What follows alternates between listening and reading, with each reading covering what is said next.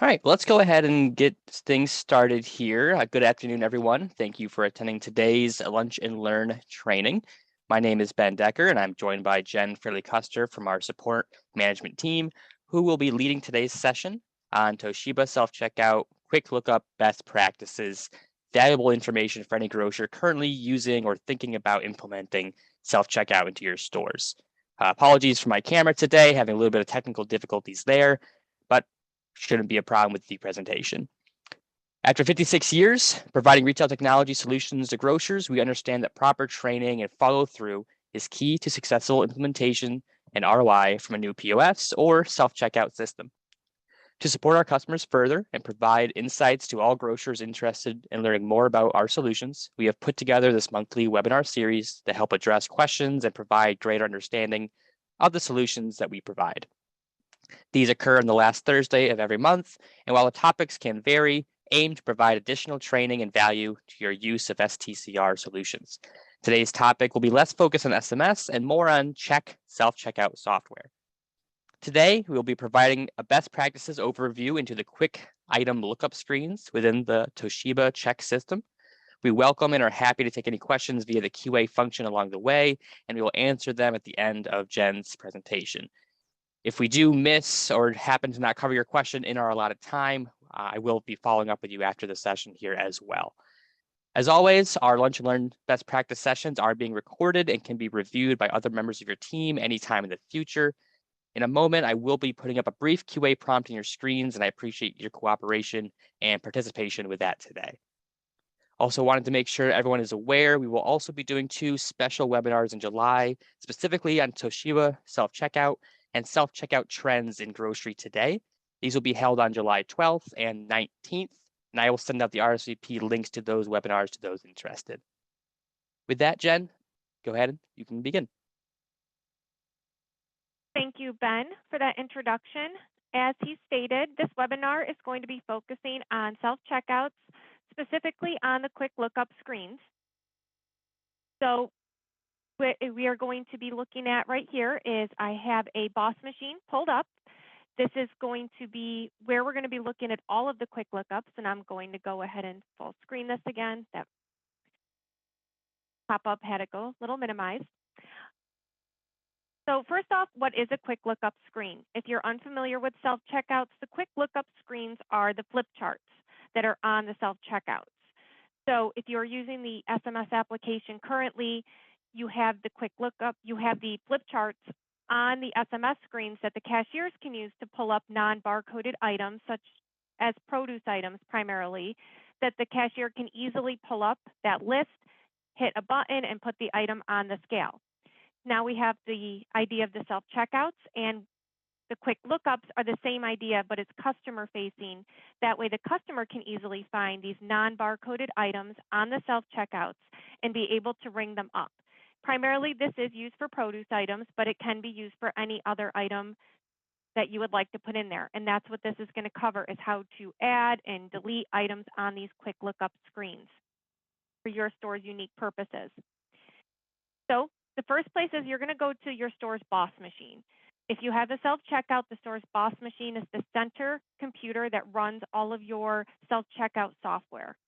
So on your boss machine, you should have a quick lookups shortcut right on the desktop. If you don't, I would suggest you call into the help desk to get this added back on there, as there is a batch file that needs to run to have this open properly. So we're going to go ahead and open this. As you can see, it opens up a command prompt first. That, like I said, it's a batch file that is actually opening up this as well as doing a few other things behind the scenes. So we want to make sure that's set up properly. It's going to open up to a gray screen. It's what you need to do. The first thing is come in the file drop down and open. You need to open the quick lookup screens that you want to edit. You can have more than one quick lookup screen. Usually, in a live store environment, you're going to have multiples if you are working on a new set of quick lookups. So you're going to have your current one that the self-checkouts are running on, and then you are going to have a new one that you're working on that you will eventually send down. You're making changes to this one. In a lab environment, we may have a few different ones. As you can see, I have 4 different ones in this lab that we may be working on different quick lookup screens for various reasons, for different demonstration purposes. But primarily at the store level, you're going to only see 1, maybe 2 if you are doing like an entirely new quick lookup layout that you are working on that while you have a backup of the one currently running. So I'm going to go into our demo QLU. You may see this acronym around QLU. It's what we refer to as quick lookups very commonly. So you may see that especially in my lab environment. And then you're going to click OK to open it up. When you first open up the quick lookup screen, it's going to come to a layout view. This is exactly what the customer will see on the self-checkouts when they go into the quick lookups. This is not where we're going to be doing any editing. This is just so that you can see what the screens look like currently without having to go back and forth to the self-checkout and keep sending this down to the self-checkout units. It's very convenient. That way you can make changes, you can add buttons, you can add items, and you can quickly go back to this view to see what it will look like before you send it down to the self-checkout. In order to make any changes, you're going to want to go into the view up at the top, and we're going to change from the layout view to the properties view. And this is where we're going to do the bulk of the work. This is where we're going to do the adding of the items and deleting of the items and some modifications you can make to this buttons. You can, this screen right here can be changed a little bit. You can have it sorted by PLU. So you can sort by the largest PLU or the smallest PLU. You can sort by item name if you would rather do alphabetical by the item name.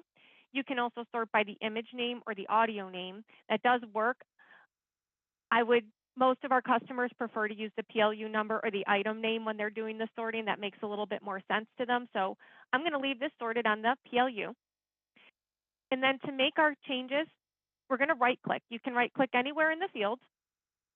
For the first couple ones that we're going to focus on, doesn't matter which one you're clicked on in the background, you just want to right click anywhere in here. And this is where you're going to be able to add items, add a local item, delete items, customize the button, and edit the items PLU. These are the primary ones we're going to focus on for today. The ones down here are more for STCR purposes when you're first setting these up that we may want to do like a large import. So we're just going to focus on making changes at the store level that you may want to make. The first one is adding an item. You want to add an item to your quick lookup screens. There's 2 options. The first one is just add items, and we generally refer to this as add comment items. So when you click on the add items, brings up a very simple screen.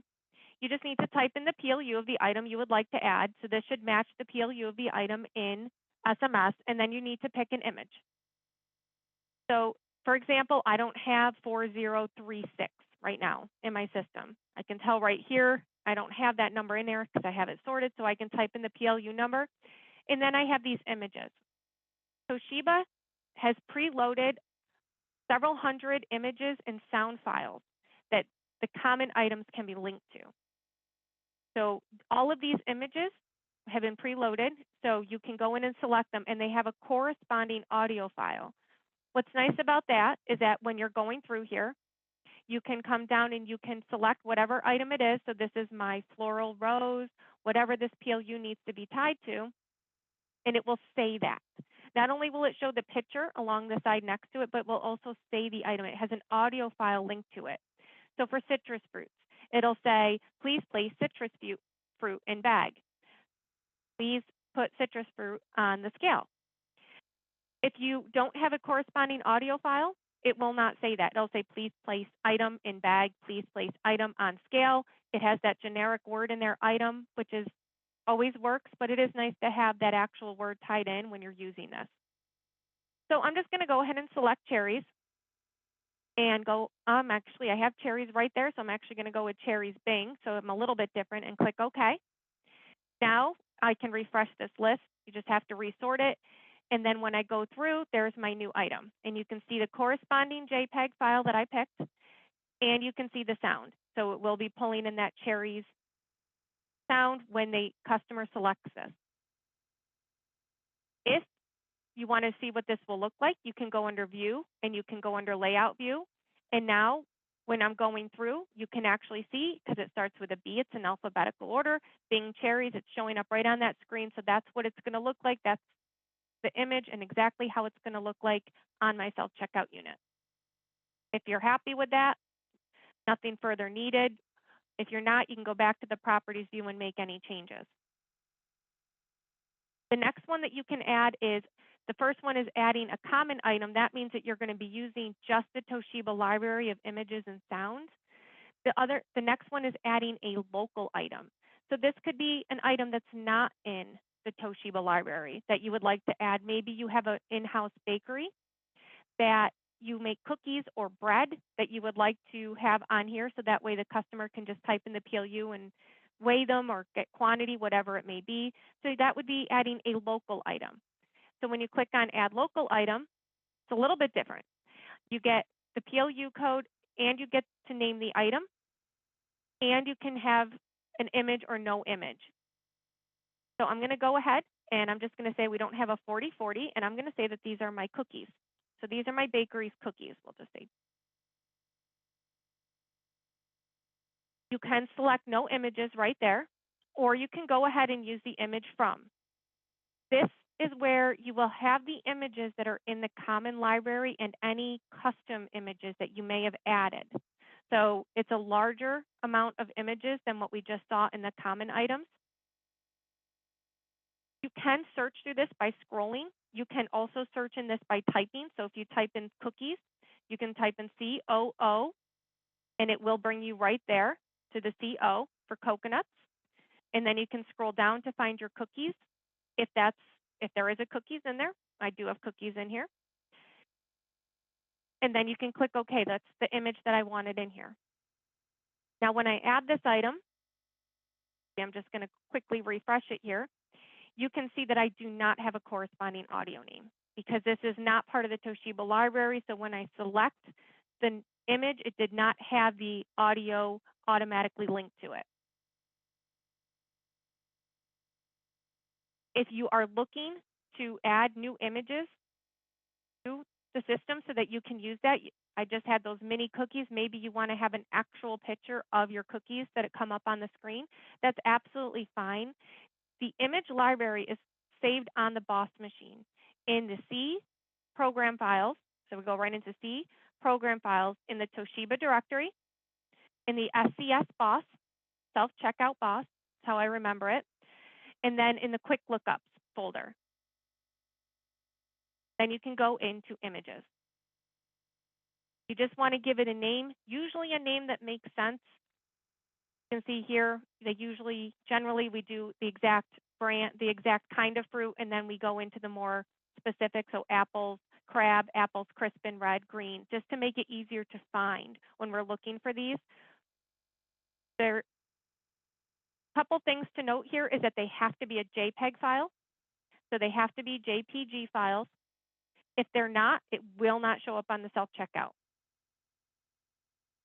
The other part is that the dimensions should be 117 by 80 pixels. It shouldn't be any larger or smaller than that. Smaller, it will just be a little bit off center in the actual buttons. If it's larger, what it does is it actually takes the larger picture and it kind of takes it into a smaller image and just shows it in the top left-hand side. So you really want to make sure that you're trying to stick to that 117 pixel size when you are making new images, just so that way it shows up properly. If you forget, number one, you can always call in and ask. Number two, you can always reference another one in here. So as I'm going through, you can see as I'm hovering over them, it has the item type, so you know JPEG, and it has a dimension 117 by 80 right there. So that should be, oh yeah, I remember them saying that. It has to be the specific size. Always referencing another image is the easiest way to go to make sure that it's the correct size. Or of course you can call in. So all you need to do, drop that image in this folder, and then it will show up in that list the next time you go to add a new item, new local item.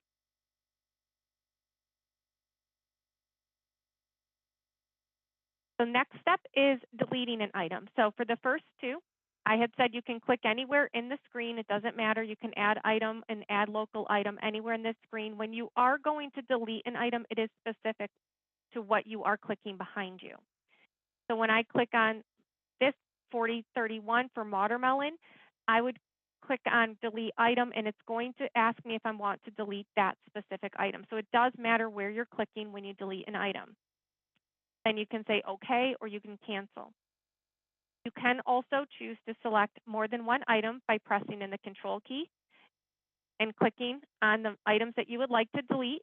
When you right click and delete item, it's going to bring up the whole list of the PLUs that you've selected and make sure that you want to delete those items.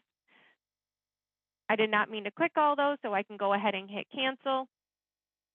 So that way you don't have to worry that once somebody hits delete item, it's gone. You do get that prompt, and you do get to verify that the PLU numbers that you selected are the PLU numbers that you wanted to delete.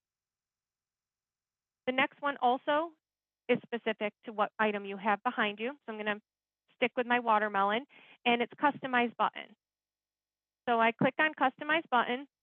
There's some customization we can do to this button to make it look a little bit different or to add some additional text.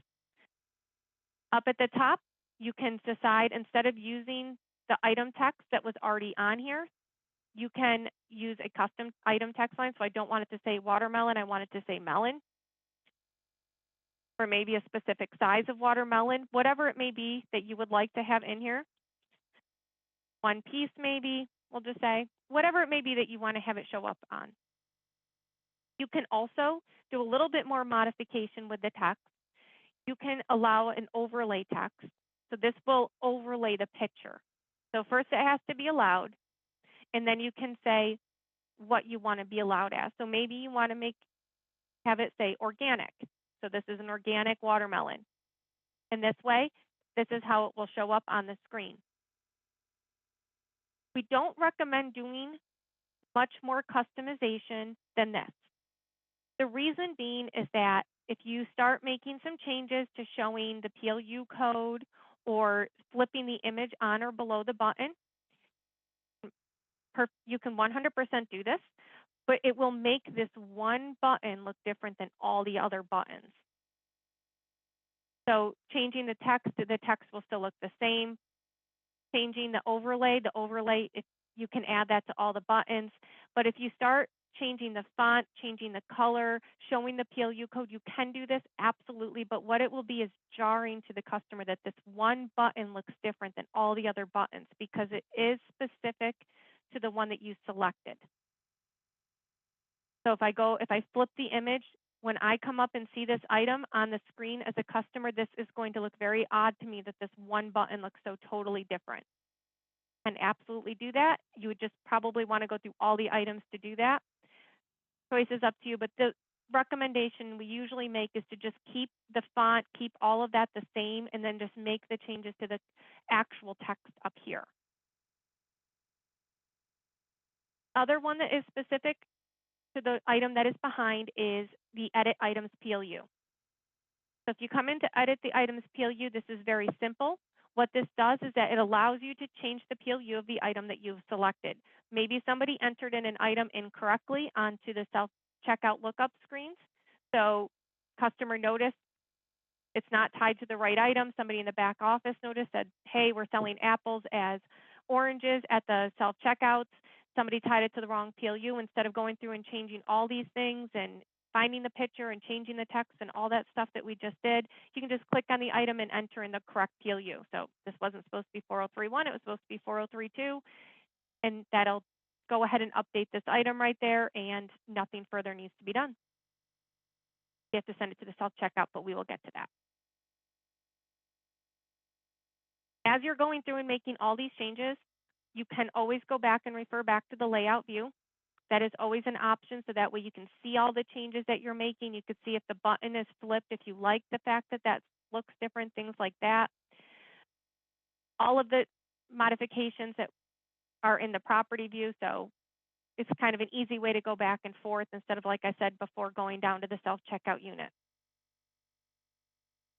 That's the main item customizations that you can do from this screen. There is the ability to also group together items. So that is actually called categories. I'm going to go through that a little bit. So up on the tab up here, you'll see categories. And what this allows you to do is that you can, instead of having the customer come up when they're looking at the layout, it's alphabetical order. They have all the tabs alphabetized so they can flip through them. That works reasonably well, but if you have a lot of items and you want to categorize them so that the customers have an easier time finding items, that's where this may come into play. So there's a few ways to set it up. So going back to property views, going back to categories, maybe you have a lot of fruits and veggies, so you want to sort them by fruits and veggies, so that way the customer can say it's a fruit and then find it alphabetically or veggie, however it may work. I have a category up here for exotic fruits, so I wanted to separate those out. It's really up to what works best for you at your store. You don't have to use them, but if you do choose to use them, you're going to come over here. A lot of the things that we do with the quick lookup screens is a right click. So you're going to right click on the categories and you can add, delete, or edit a category. So if you wanted to add a new category, you can go under add a new category. It's going to pop up this screen. The first thing it's going to do is, what's the index? Do you want this to be, what order do you want your categories to show up in? So I already have exotic fruits, so I want this to show up below my exotic fruits. So I'm going to make it index 2. And I'm going to call this my common fruits. So I have exotic fruits. So I'm going to also have common fruits. Then down here is how do I want it to show up? So right now, it's a tab. That's how I just showed you with the exotic fruits. It's a tab. You can also choose a button, tab and button, or just button. So I'm going to show you the tab and button. You can choose an image when you're doing the button. Anytime you choose a button category, you can always choose an image. So I'll just choose my almonds. I click on next, and then you can select what items need to go in there. So you just go through all of your items that are currently on your quick lookup. So you're just going to go ahead and click on which ones you need to bring over to that category, and then you're going to finish. Going back to the layout view, this is the difference between a tab and a button. So if I do buttons, it's going to have the categories at the top, and it's going to have all the buttons. So if I have common fruits, if I put exotic fruits as a button, it would show up here. If I put vegetables, it would be up here, whatever it may be. And then the tabs are right here. They have the ability to click on tab and on button. So that's what the tab and button does. This kind of gives you both options. You could have both, or you could have either or. I do recommend that you keep it consistent. So right now it's a little strange because I have exotic fruits as just a tab, but I don't have it as a button. I would suggest doing both as a button and tab, or both as just a tab, whatever the case may be that you like the look better for. If you did do this on accident, so we'll just say I accidentally added that common fruits, you can always go in and edit the category. And what that allows you to do is you can change it. The same thing that we just looked at, you can change the image and you can change it from a tab and button or just a tab. I'm just going to say I'm going to keep all mine just a tab and click OK. So this way, when I go back to my layout view, you can see it's just tabs, so the customers can just go through the tab. This is purely whatever works best in your store. So whatever layout you think would be easier for your customers to understand, that would be the one that you would go with. The other two things that you can do from here is you can always right click. You can do delete category. So if you don't need this category anymore, you can delete it. Easy enough. Same idea as really when we delete it, the items, it's going to tell you and confirm the category that you're deleting. Before you delete it, you have to hit OK. You can select multiple categories with the control key if you need to. The other thing is you may add a new item and you need to add it to the category. Once you've added the item, obviously under the item tab, you can go into the category, select the category you want to add it to, then underneath their item name over here on the right-hand side, you'll see the list of PLUs that are currently in there. You can right-click and you can do select category items. And you can add or delete items from here after the category is made. You're not tied to just when you create the category, just adding and deleting items from that. So The last thing I did want to bring up is now that we've made all of these wonderful changes, how do I get these down to the self-checkout units? This is not live at the self-checkout units. All the changes need to be pushed down. There's 3 steps. The first step is that you need to go under the configuration and you need to generate the layout. Basically what this does is it takes all the changes we just made and it does it very quickly and it creates the layout based on all the changes. Takes everything and puts it in the format that it needs to be for the self-checkouts to read this. The second is you need to save it. So if you go under File, you save. This will save it as the exact same name that you opened at the very beginning of all this.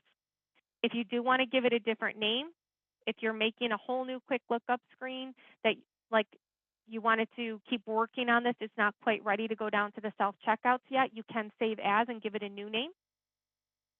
Absolutely, either one of these is valid. Save as, you can go ahead and define a new configuration or overlay. Save, like I said, doesn't give you that option. You just save it as the name. If either of these 2 steps are missed, you may lose the changes that you have done, and they will not push down to the self-checkout, more than likely. The last step is you need to send it to the lanes. So underneath configuration, there is the very bottom option is send to lane. You hit send to lane. It's going to ask you which one to send to the lane. So I just worked on my demo QLU, so I'm going to select that one. Click OK. The request to send the package to the lanes was successful. And there, now it has been sent down to the lanes. The lanes will need a refresh, and then it will be at the lanes, usually within about 2 to 3 minutes. It'll be at the lanes. Is there any questions that came in through that, Ben? Yeah, Jen, great job. Thank you for going through that. I think that was awesome. A couple of comments that did come through is one is, could you explain what the boss machine is? You'd mentioned that a couple times throughout. Yes. So the boss machine, you have the self-checkout lanes. That's the visual self-checkout that you see at the store level. There is a computer in the back office that is specifically meant to run the software on the self-checkout. So the self-checkout is running SMS behind the scenes, and then check is overlaid over that. So it needs a main server for that. The boss machine is the main server for the check software. So it'll be a separate machine than your SMS server that is just running the check software. And this is where you make all your configuration changes as well as your quick lookups for anything you want to send down to the self-checkout. Perfect, thank you. And the only other one we had here was if you can do your own custom audio. You mentioned that you could put in your own imagery. Can you do your own audio as well? Yes, you can do your own audio. It is a little more tricky than doing your images. So it's actually almost in the exact same spot that we were just at with the images. So when we went into the program files, Toshiba, self-checkout boss, quick lookups, there was an images, there's also audios, and there is ENU and ESP. ENU is English. So you can come in here. They do have to be a wave sound. They do have to be under 100 kilobytes. And then you do have to name them very exactly, matching the name of the item. What I usually recommend doing for this is that if you are looking to do a custom audio, it is difficult to find them. But once you find one, is to call into the help desk and we can assist you because, like I said, it's a very specific naming sequence that needs to be done in here. So they can help you with that to tie it to the proper item the first couple times you do it. And then going forward, you can start adding them yourself. Because it doesn't exactly match the name of the item. It just pulls out key item points from the name. So it's very specific. So something we would want to walk you through the first few times. Got it. Awesome. Well, Jen, great job as always. That is all the questions that we had that came through. So I wanted to thank everyone for your questions and for attending today's monthly Lunch and Learn. For any non-STCR customers on the call today, if you have any questions about Toshiba self-checkout or STCR as a whole, please do not hesitate to send an email to myself as shown on the screen here. bend@stcr.com so we can coordinate the appropriate follow-up. As a quick self-checkout product update, we are also beginning to roll out new Ilera produce recognition software cameras for our Toshiba self-checkouts as well. These cameras will help identify the items placed on the self-checkout scales and find the item in your quick lookup screens for your customers, saving them time, reducing frustration, increasing customer satisfaction. Any questions on that, absolutely please do reach out to us. For all of our current customers, we appreciate and value your business and look forward to helping each and every one of you with your retail technology needs. Please do not hesitate to email us or call our 24/7 help desk so we can assist you properly.